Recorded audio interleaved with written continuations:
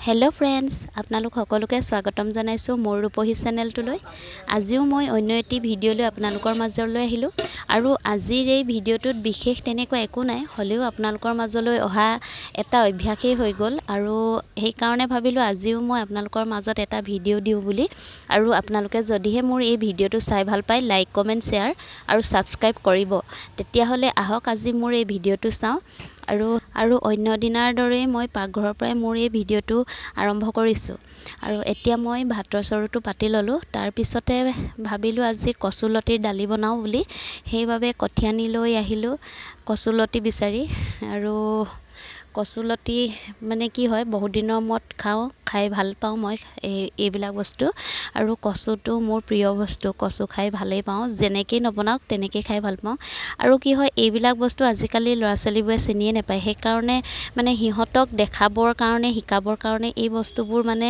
মাজে সময় কেতিয়াবা বনাবও লাগে আৰু খোৱাবও লাগে হিহঁতক আৰু মই ভাবো এইবোৰ বস্তু আমাৰ স্বাস্থ্যৰ পক্ষেও ভাল আগৰ দিনতটো এইবোৰ বস্তুৱে খোৱা হয় ন আজিকালি সব কিনা বস্তু আৰু সকলোবোৰ কিনা বস্তুৱে ধৰি লওক আজিকালি দৰব দিয়া থাকে কিনা শাক-পাচলিবোৰতো দৰব দিয়া থাকে তে দৰব নিদিলে হিহঁতিটো ইমান দিনলৈ থাকিব নোৱাৰে আৰু বহুত দূৰ মানে ঠাইৰ পৰা অনা হয় সেই কাৰণে এনেকুৱা বস্তুবোৰ খাব লাগে যিবোৰ ঘৰত পোৱা যায় আৰু সেই ভাবিয়ে মই আজি এই কচুলতি বনালো আৰু মোৰ বাথৰুমটো দেখিছে আসলতে এটো বাথৰুম নহয় কাহি বাতি ধোৱা ঠাই হয় এডোখৰ আৰু মানে কি আৰু ভগা চিগা বুলি আপোনালোকে নাহাহে যাতে এয়া দেখিছে আৰু যি আছে হেয়াই দেখাইছো মানুহৰ জীৱনত সকলোবিলাকে বস্তু যেন সহজতে পোৱাটো সম্ভৱ নহয় ইয়াক কষ্ট কৰিব লাগিব কষ্ট কৰিলেহে পোৱা যায় বৰ্তমান এতিয়া আমি এনেদৰে আছো আৰু মানে কি হয় লাহে ধীৰে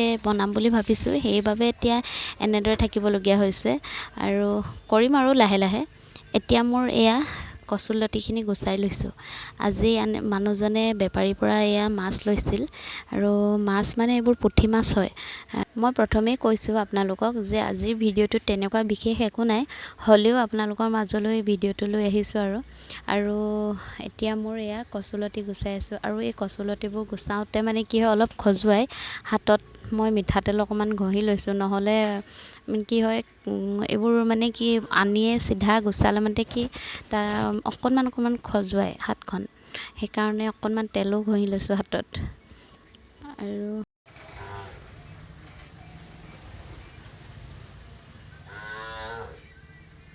এতিয়া মই ইফালে দাইলখিনি প্ৰথমে পাতি থৈছিলো দাইল আজি বইল কৰিয়ে বনাইছো আৰু মোৰ কচুলতি গুচোৱা হৈ গ'ল আৰু মাছও এয়া বাছি ললো তাৰ পিছত এতিয়া দাইল উতলিয়ে আছে প্ৰথমে দাইলখিনি মই পাতি দিছিলো দাইল আজি মানে কি হয় বইল দাইলে পাতিছো আৰু এনেকুৱা দালি সদায় বইল কৰি বনালে খাই ভাল লাগে সেই কাৰণে মই বইল কৰি বনাইছো আৰু কচুলতিবোৰ মই এতিয়া দি দিছো অকনমান দেৰি সিজাব লাগিব আৰু তাত টেঙা দিলেহে খাই ভাল লাগিব নহলেতো খজুৱাব এতিয়া মই ভাবিছো আজি গোল নেমুকে দিও দালিত সেই কাৰণে গোল নেমু এটা কাটি ললো প্ৰথমে আৰু এতিয়া মই দাইলতে গোল নেমুটো এনেদৰে চেপি দিছো আৰু মানে কি হ'ল মই আজি দাইলিত পুঠি মাছো দি দিলো পুঠি মাছ দি পিনাই দাইলখিনিত অকনমান ভাঙি দিছো খাবলৈ ভাল লাগে আৰু মাছ দিয়া মানে সেই ভিডিঅ'ডোখৰ আপোনালোকক দেখাবলৈ নহল এতিয়া মই সকলোবোৰ এনেদৰে ভাঙি দিছো আৰু এনেদৰে দালিকণ খাবলৈও ভাল লাগে আৰু মানে কিবা বহুত ধুনীয়া সোৱাদ এটা লাগে খালে মানে মাছ দি পিনাই দালিত কচুৰ দালি যেনেকৈ নিসিজাওক তেনেকৈ খাবলৈ ভাল লাগে কচুৰ মুঠতে আপোনালোকে নিজেও জানে খাই কিমান ভাল লাগে যিভাগেই সিজাওক চবৰ লগতে মিলি যায় কচু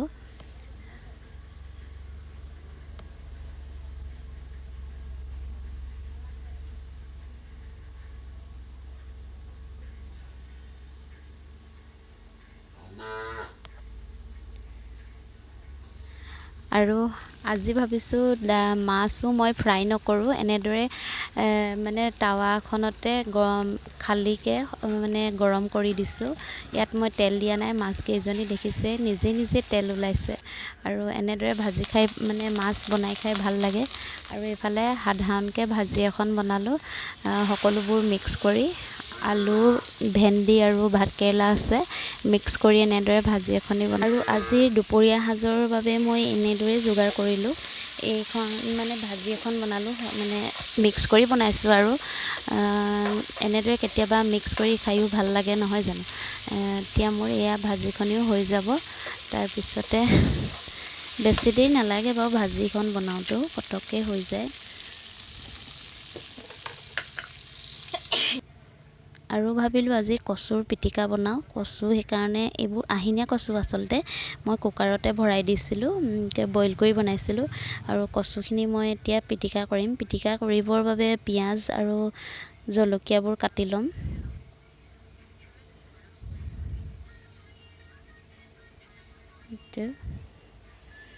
এনেদৰে পিটিকা এখন কৰি খায়ো ভাল লাগে। আৰু যিহেতু আজি কচু লতিৰ দালি বনালোঁ আৰু এইফালে কচু বইল কৰি আকৌ পিটিকাও বনাম, এনেদৰে খাই কেতিয়াবা ভাল লাগে। আপোনালোকে খাই নে নাজানো, মই কিন্তু কচু বইল কৰি এনেদৰে পিটিকা কৰিও খাওঁ। এতিয়া ছোৱালীজনীক স্কুলত থৈ আহোঁগৈ, ওলাই ৰেডি। এতিয়া পটককেনে তাইক থৈ আহিম, তাৰপিছত আহি ভাত পানী খাম আৰু খাই লৈ দোকানলৈ যাম। বৰ্তমান এতিয়া তাইক মই থৈ আহোঁগৈ। স্কুল ওলালা আৰু বেলেগ খোজকাঢ়িছে আৰু। এইটো কি পিন্ধিলা হাতত? সেইবোৰ পিন্ধি নাযাব দে স্কুললৈ। এইবোৰ পিন্ধি নাযায় নহয় সৰু ছোৱালীয়ে। স্কুলত মিছ হেঁতি গালি পাৰিব দেচোন। অঁ, এইফালে চাওঁ কেনেকুৱা লাগিছে। ধুনীয়া লাগিছে আকৌ দেই আমাৰ ছোৱালীজনীক। এইফালে ধুনীয়া লাগিছে।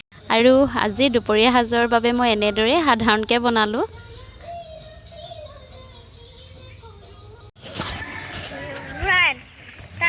বৰ্তমান স্কুলৰ পৰা আহিলোগৈ। ছোৱালীজনী এয়া আহিলে, যিহেতু আজি শনিবাৰ কাৰণে সোনকালে ছুটি হ'ল। এয়া আমি এতিয়া স্কুলৰ পৰা আহিলোঁ। আৰু এতিয়া মই অকণমান পথাৰৰ মানে আমি যেন ৰুইছিলোঁ সেয়া অকণমান দৃশ্য আপোনালোকক দেখাই দিছোঁ। এয়া ৰোৱাবোৰ অকণমান সজাল ধৰিছে আৰু পথাৰৰ এইডোখৰ দেখাবলৈ পালোঁ কেনেকৈ, মানে মই হাঁহ আনিবলৈ গৈছিলোঁ আবেলি সময়ত, হাঁহ পোৱালিকেইটা বিচাৰি গৈছিলোঁ, সেইকাৰণে আপোনালোকক দেখাই দিলোঁ অকণমান। এয়া ৰোৱাবোৰ দেখিছেনে, অকণমান সজাল ধৰিলেই লাহেকৈ। এতিয়া বৰ্তমান আছোঁ দোকানত। ছোৱালীজনীক ঘৰত থৈ আহিলোঁ, তাই কাপোৰ কানি সলাই স্কুলৰ পৰা আহি পালেহি। কাপোৰ কানিবোৰ সলাই এতিয়া বৰ্তমান আকৌ দোকানত আহিলোঁ। আৰু আমাৰ কি হয়, দোকান ঘৰৰ ওচৰতে, বেছি দূৰ নহয়, সেইকাৰণে ইমান মানে অসুবিধা নহয়। স্কুলো ওচৰতে দিছোঁ তাইক, সুবিধাটো চাইহে দিছোঁ, ইমান মানে আঁতৰলৈ দিয়া নাই, কাৰণ দিগদাৰ হৈ যায়। স্কুল আঁতৰত হ'লে চবফালে মিলাব নোৱাৰোঁ, আৰু ঘৰৰ পৰা সকলো কাম কৰিয়ে দোকানলৈ আহিবলগীয়া হয় ৰাতিপুৱা। মানুহজন থাকে যদিও মানুহজনে সকলোবোৰ মানে কি বস্তু দিয়া মেলাত নাজানে ইমান ভালকৈ, মই চব কৰিব লাগে, সেইকাৰণে চবফালে চলাই থাকিবলগীয়া হয়। আৰু আপোনালোকে দেখিয়ে ভিডিঅ'টোত প্ৰায় মই দোকানত থাকোঁ দিনটো। আৰু এনেদৰে আছোঁ আৰু, চাকৰি নাই যেতিয়া এইবোৰকে কৰি খাব লাগিব। সকলো মানুহৰে ভাগ্যততো চাকৰি নাথাকে নহয় জানো। আৰুনো কি ক'ম, সিমানেই। আৰু যদিহে আপোনালোকে মোৰ ভিডিঅ'টো চাই ভাল পায়, লাইক কমেণ্ট শ্বেয়াৰ আৰু ছাবস্ক্ৰাইব কৰিব। আৰু আপোনালোকৰ মৰম পাই থাকিলে আগুৱাই যাবলৈ সাহস পাই থাকোঁ। আজিলৈ আহোঁ, ইমানেই। Bye bye.